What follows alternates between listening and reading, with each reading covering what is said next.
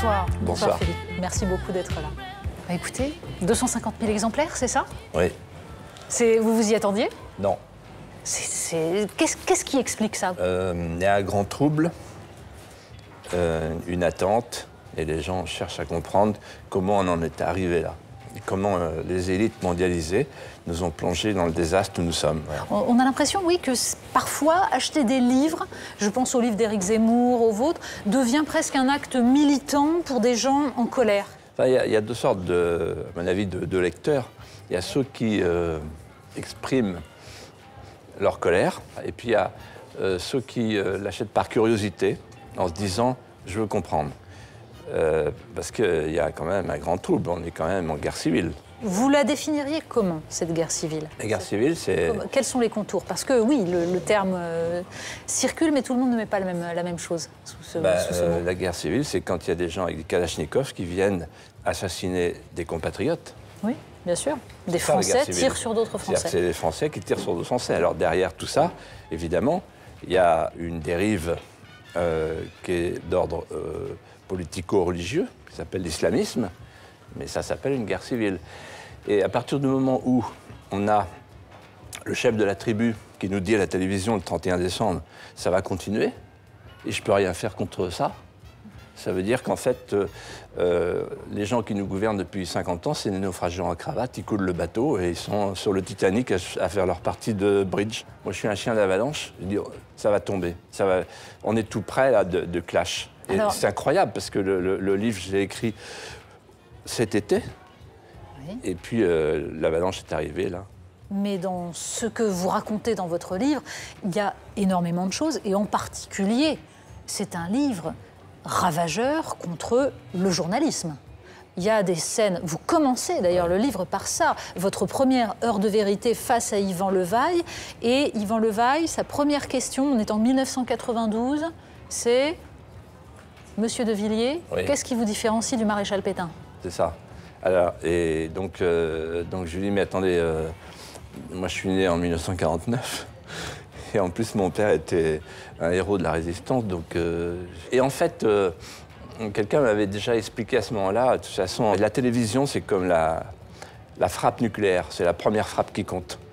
Et donc l'assassinat est dans la question, quoi. Donc après c'est fini, quoi, voilà. Une autre chose que vous racontez dans ce livre, c'est le système médiatique, mais là, c'est sur les sondages aussi. Vous racontez que pendant votre campagne européenne de 94, vous êtes très, très, très bas dans les sondages. Ça ne décolle pas. Et tout à coup, on vous explique, mais il suffit de payer un sondage. Vous payez un sondage qui vous fait frémir, et comme vous devenez client, les instituts de sondage vous font monter, et ça a marché.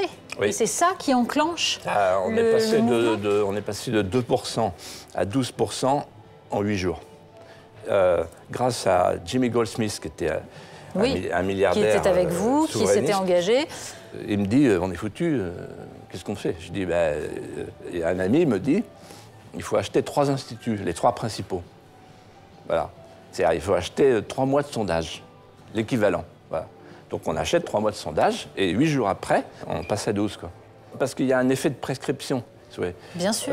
Parce qu'en fait, l'électeur suit le sondeur, bien souvent. Regardez ce qui va se passer pour la primaire, là. En fait, les gens ne vont pas voter pour le candidat de leur préférence. Ils vont voter pour celui qui va gagner, parce que les sondages disent qu'il va gagner, etc. Et parce qu'il a le plus de chances de battre l'adversaire. Donc c'est une perversion de la démocratie. C'est-à-dire qu'à un moment donné, il faut avoir beaucoup d'argent, quoi. Mais vous racontez beaucoup aussi que tout ça se joue sur un rapport à la nation, à l'histoire. En fait, il y a dans ce système-là une détestation de l'histoire et de la mémoire.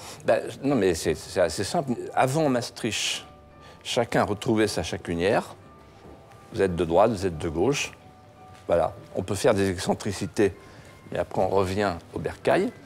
Depuis Maastricht, c'est mondialisme, souverainiste. C'est-à-dire, ceux qui pensent, qu'ils soient journalistes, intellectuels, artistes ou hommes politiques, ceux qui pensent que la France est finie, qu'elle n'a plus rien à dire au monde, et puis ceux qui pensent que la France a des ressources morales, intellectuelles, esthétiques, toute une vie secrète qui tient à la sédimentation du temps et qu'elle a quelque chose encore à dire au monde, toute seule. Voilà. Pourquoi les gens y décrochent? Il décroche parce qu'on nous dit, moins il y aura de frontières, plus il y aura de sécurité. Plus il y aura de mosquées, moins il y aura d'islamistes. Plus il y aura de migrants, moins il y aura de chômeurs. Oui, alors, au bout d'un certain temps, les gens ils disent, ils sont vachement forts, ces mecs. Ils sont plus forts que nous. C'est normal qu'ils soient au pouvoir. Mais à un moment donné, ça ne marche plus.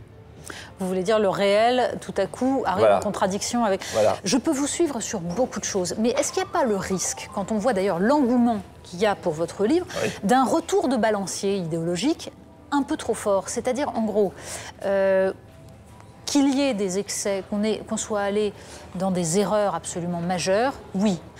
Est-ce que dans les progrès qu'on a pu accomplir depuis des décennies, tout est à jeter?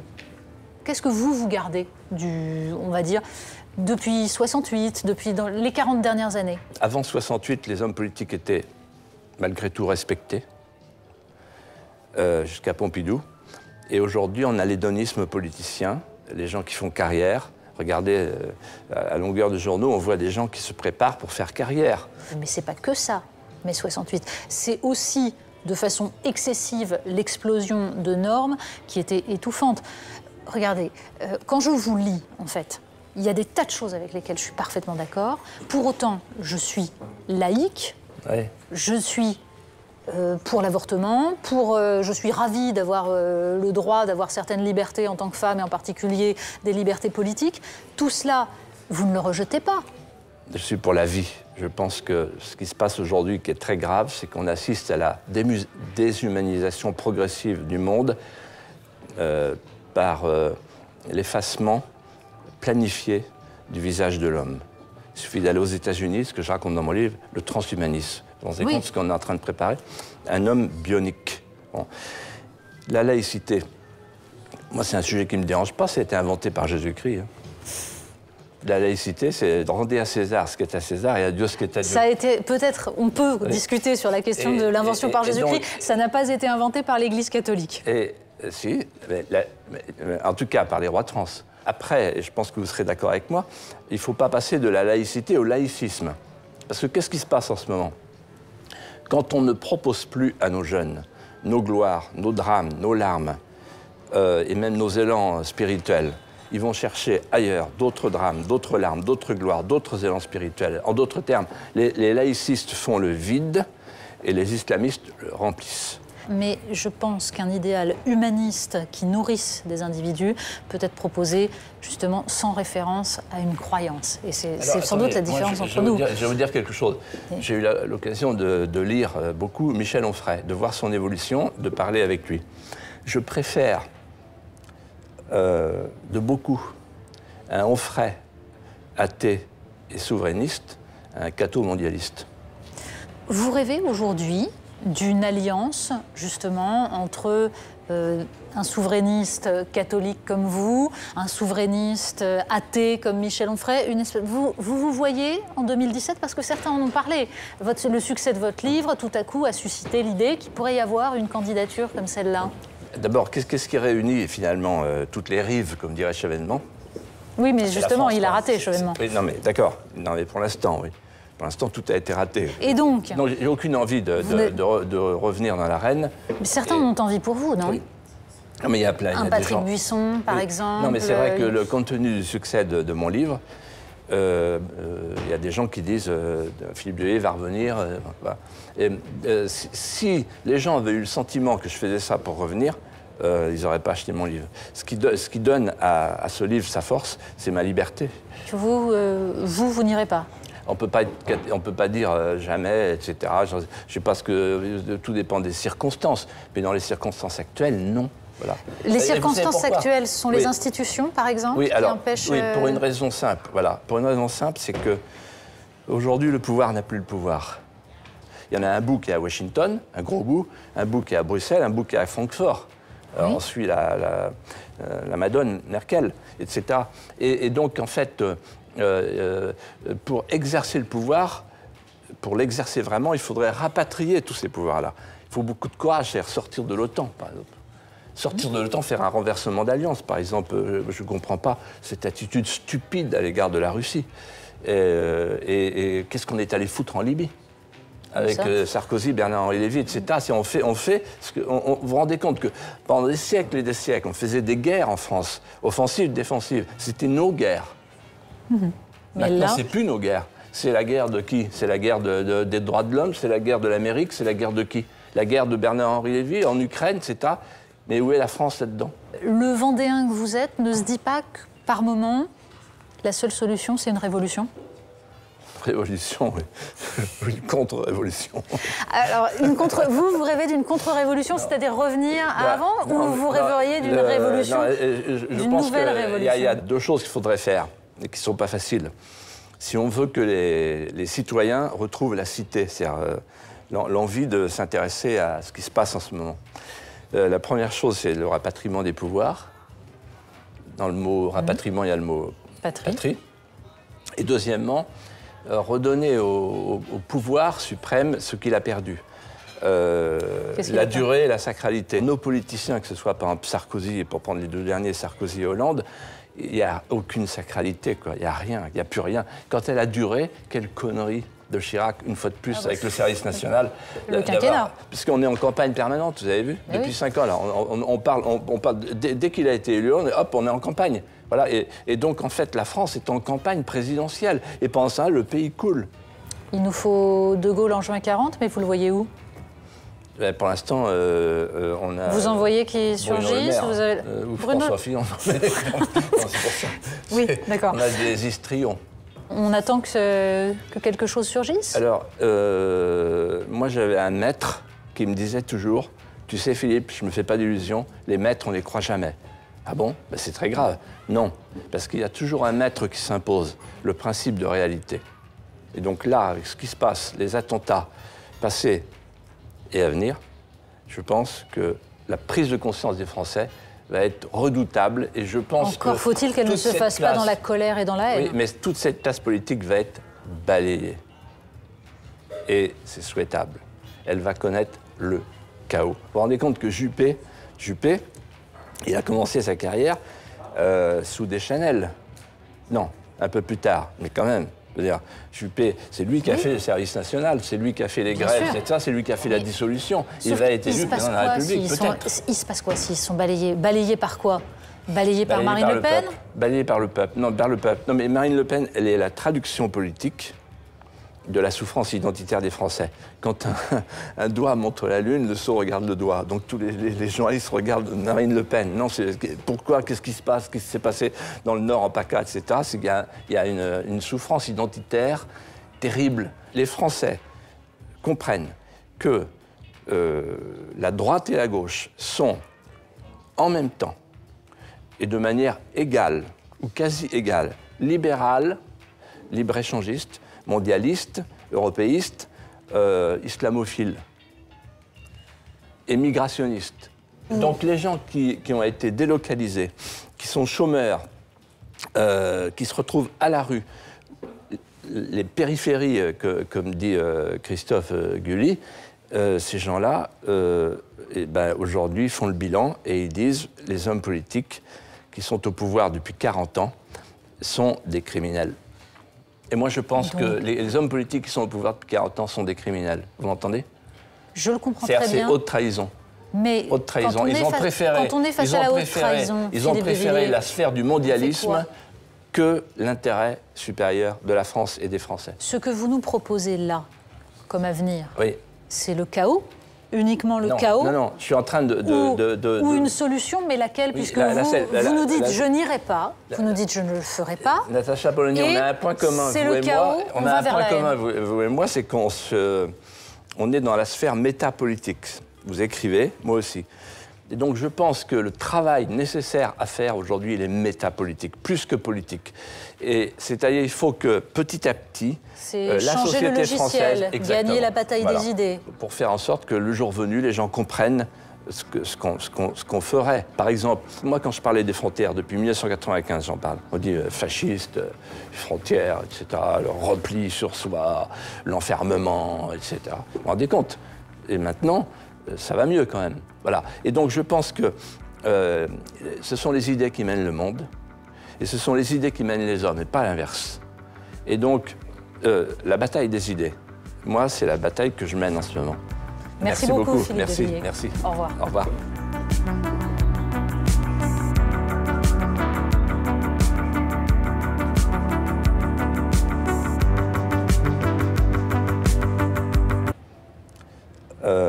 De beaucoup, un Onfray athée et souverainiste, un catho mondialiste.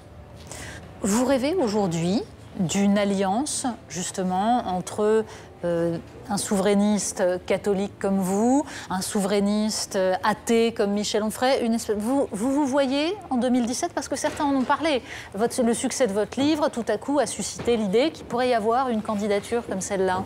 D'abord, qu'est-ce qui réunit finalement toutes les rives, comme dirait Chevènement? Oui, mais justement, il a raté, Chevènement. Oui, non, mais d'accord. Non, mais pour l'instant, oui. Pour l'instant, tout a été raté. Et donc? Non, j'ai aucune envie de revenir dans l'arène. Mais certains ont envie pour vous, non? Oui. Non, mais il y a plein. Un Patrick Buisson, par exemple. Non, mais c'est vrai que le compte tenu du succès de mon livre, il y a des gens qui disent Philippe Devilliers va revenir. Voilà. Si les gens avaient eu le sentiment que je faisais ça pour revenir, ils n'auraient pas acheté mon livre. Ce qui donne à ce livre sa force, c'est ma liberté. Vous n'irez pas? On peut pas dire jamais, etc. Je sais pas tout dépend des circonstances. Mais dans les circonstances actuelles, non. Voilà. Les circonstances actuelles sont les institutions, par exemple, qui empêchent... Oui, pour une raison simple. Voilà. Pour une raison simple, c'est que aujourd'hui, le pouvoir n'a plus le pouvoir. Il y en a un bout qui est à Washington, un gros bout, un bout qui est à Bruxelles, un bout qui est à Francfort. On suit la Madone, Merkel, etc. Et donc, en fait, pour exercer le pouvoir, pour l'exercer vraiment, il faudrait rapatrier tous ces pouvoirs-là. Il faut beaucoup de courage, c'est-à-dire sortir de l'OTAN, par exemple. Sortir de l'OTAN, faire un renversement d'alliance, par exemple. Je ne comprends pas cette attitude stupide à l'égard de la Russie. Et qu'est-ce qu'on est allé foutre en Libye avec Sarkozy, Bernard-Henri Lévy, etc. On fait vous vous rendez compte que pendant des siècles et des siècles, on faisait des guerres en France, offensives, défensives. C'était nos guerres. Maintenant, c'est plus nos guerres. C'est la guerre de qui? C'est la guerre des droits de l'homme, c'est la guerre de l'Amérique, c'est la guerre de qui? La guerre de Bernard-Henri Lévy en Ukraine, etc. Mais où est la France là-dedans? Le Vendéen que vous êtes ne se dit pas que, par moment, la seule solution, c'est une révolution? Révolution, oui. Une contre-révolution. Alors, vous rêvez d'une contre-révolution, c'est-à-dire revenir à avant, ou vous rêveriez d'une révolution, d'une nouvelle révolution? Il y a deux choses qu'il faudrait faire, et qui ne sont pas faciles. Si on veut que les citoyens retrouvent la cité, c'est-à-dire l'envie de s'intéresser à ce qui se passe en ce moment. La première chose, c'est le rapatriement des pouvoirs dans le monde.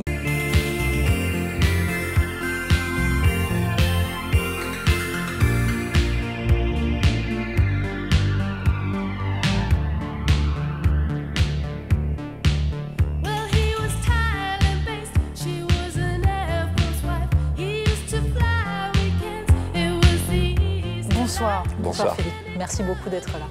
Bah, écoutez, 250 000 exemplaires, c'est ça? Oui. Vous vous y attendiez? Non. Qu'est-ce qui explique ça? Il y a un grand trouble, une attente, et les gens cherchent à comprendre comment on en est arrivé là.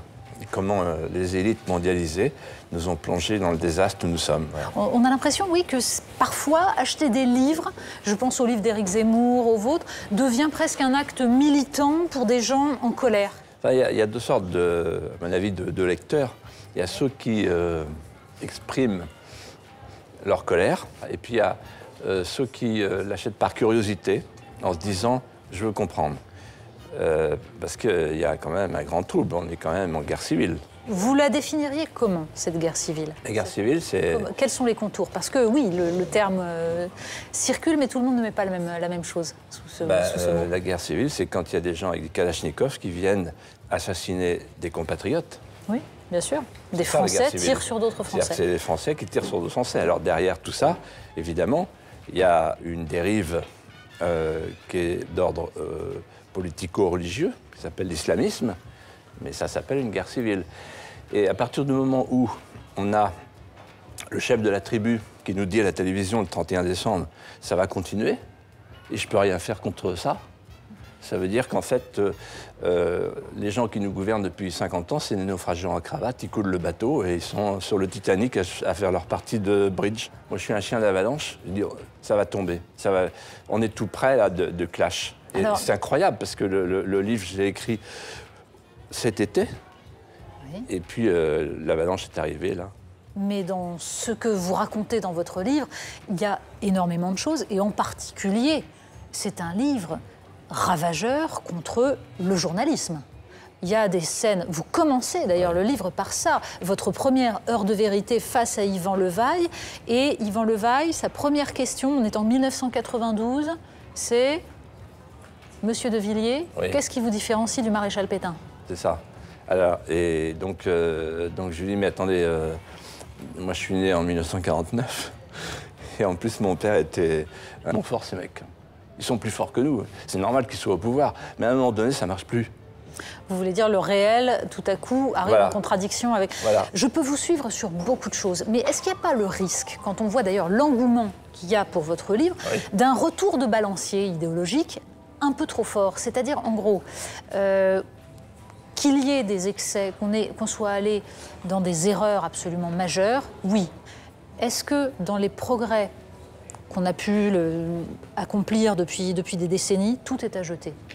Qu'est-ce que vous gardez, on va dire, depuis 68, dans les 40 dernières années? Avant 68, les hommes politiques étaient malgré tout respectés, jusqu'à Pompidou.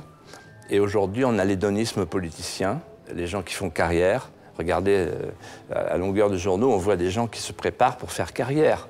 Mais c'est pas que ça, mai 68. C'est aussi, de façon excessive, l'explosion de normes qui était étouffante. Regardez, quand je vous lis, en fait, il y a des tas de choses avec lesquelles je suis parfaitement d'accord. Pour autant, je suis laïque, oui. Je suis pour l'avortement, je suis ravie d'avoir le droit d'avoir certaines libertés en tant que femme, et en particulier des libertés politiques. Tout cela, vous ne le rejetez pas. Je suis pour la vie. Je pense que ce qui se passe aujourd'hui, qui est très grave, c'est qu'on assiste à la déshumanisation progressive du monde par l'effacement planifié du visage de l'homme. Il suffit d'aller aux États-Unis, ce que je raconte dans mon livre, le transhumanisme. Vous vous rendez compte ce qu'on est en train de préparer? Un homme bionique. Bon. La laïcité, moi c'est un sujet qui ne me dérange pas, ça a été inventé par Jésus-Christ. Hein. La laïcité, c'est de rendre à César ce qui est à César et à Dieu ce qui est à Dieu. Ça a été, peut-être, on peut discuter sur la question de l'invention par Jésus-Christ, ça n'a pas été inventé par l'Église catholique. Si, en tout cas par les rois de France. Après, et je pense que vous serez d'accord avec moi, il ne faut pas passer de la laïcité au laïcisme. Parce que qu'est-ce qui se passe en ce moment? Quand on ne propose plus à nos jeunes nos gloires, nos drames, nos larmes, et même nos élans spirituels, ils vont chercher ailleurs d'autres drames, d'autres larmes, d'autres gloires, d'autres élans spirituels. En d'autres termes, les laïcistes font le vide et les islamistes le remplissent. Mais je pense qu'un idéal humaniste qui nourrisse des individus peut être proposé justement sans référence à une croyance. Et c'est sans doute la différence entre nous. Je vais vous dire quelque chose. J'ai eu l'occasion de lire beaucoup Michel Onfray, de voir son évolution, de parler avec lui. Je préfère le mot rapatriement, il y a le mot patrie. Et deuxièmement, redonner au pouvoir suprême ce qu'il a perdu. La durée et la sacralité. Nos politiciens, que ce soit par exemple Sarkozy, et pour prendre les deux derniers, Sarkozy et Hollande, il n'y a aucune sacralité, quoi. Il n'y a rien, il n'y a plus rien. Quand elle a duré, quelle connerie de Chirac, une fois de plus, avec le service national. Le quinquennat. Puisqu'on est en campagne permanente, vous avez vu, depuis 5 ans. Là, on parle dès qu'il a été élu, on est en campagne. Voilà, et donc, en fait, la France est en campagne présidentielle. Et pendant ça, le pays coule. Il nous faut De Gaulle en juin 40, mais vous le voyez où? Pour l'instant, on a... Vous en voyez qui surgissent vous avez... ou François Fillon. C'est pour ça. Oui, d'accord. On a des histrions. On attend que quelque chose surgisse? Alors, moi, j'avais un maître qui me disait toujours, tu sais, Philippe, je ne me fais pas d'illusions, les maîtres, on ne les croit jamais. Ah bon? Ben, c'est très grave. Non, parce qu'il y a toujours un maître qui s'impose, le principe de réalité. Et donc là, avec ce qui se passe, les attentats passés et à venir, je pense que la prise de conscience des Français va être redoutable. Et je pense Encore faut-il qu'elle ne se fasse pas dans la colère et dans la haine. Oui, mais toute cette classe politique va être balayée. Et c'est souhaitable. Elle va connaître le chaos. Vous vous rendez compte que Juppé, il a commencé sa carrière sous Deschanel. Non, un peu plus tard, mais quand même. Je veux dire, Juppé, c'est lui qui a fait le service national, c'est lui qui a fait les grèves, etc. C'est lui qui a fait la dissolution. Il va être élu président de la République, peut-être. Il se passe quoi s'ils sont balayés? Balayés par quoi? Balayés par Marine Le Pen? Balayés par le peuple. Non, par le peuple. Non, mais Marine Le Pen, elle est la traduction politique de la souffrance identitaire des Français. Quand un doigt montre la lune, le sot regarde le doigt. Donc tous les journalistes regardent Marine Le Pen. Non, pourquoi? Qu'est-ce qui se passe? Qu'est-ce qui s'est passé dans le Nord, en PACA, etc. C'est qu'il y a une souffrance identitaire terrible. Les Français comprennent que la droite et la gauche sont en même temps et de manière égale ou quasi égale, libérales, libre-échangistes, mondialistes, européistes, islamophiles et migrationnistes. Donc les gens qui ont été délocalisés, qui sont chômeurs, qui se retrouvent à la rue, les périphéries, comme dit Christophe Guilly, ces gens-là, aujourd'hui, font le bilan et ils disent les hommes politiques qui sont au pouvoir depuis 40 ans sont des héros de la résistance. Donc, et en fait, quelqu'un m'avait déjà expliqué à ce moment-là, de toute façon, la télévision, c'est comme la frappe nucléaire, c'est la première frappe qui compte. Et donc, l'assassinat est dans la question, quoi. Donc, après, c'est fini, quoi. Voilà. Une autre chose que vous racontez dans ce livre, c'est le système médiatique, mais là, c'est sur les sondages aussi. Vous racontez que pendant votre campagne européenne de 1994, vous êtes très, très, très bas dans les sondages. Ça ne décolle pas. Et tout à coup, on vous explique, mais il suffit de payer un sondage. Vous payez un sondage qui vous fait frémir, et comme vous devenez client, les instituts de sondage vous font monter, et ça a marché. Et c'est ça qui enclenche on est passé de 2% à 12% en 8 jours. Grâce à Jimmy Goldsmith, qui était un milliardaire qui était avec vous, qui s'était engagé. Il me dit, on est foutu, qu'est-ce qu'on fait? Je dis, et un ami me dit, il faut acheter 3 instituts, les 3 principaux. Voilà. C'est-à-dire, il faut acheter 3 mois de sondage, l'équivalent. Voilà. Donc on achète 3 mois de sondage, et 8 jours après, on passe à 12, quoi. Parce qu'il y a un effet de prescription.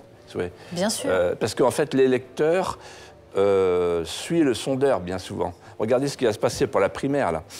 En fait, les gens ne vont pas voter pour le candidat de leur préférence.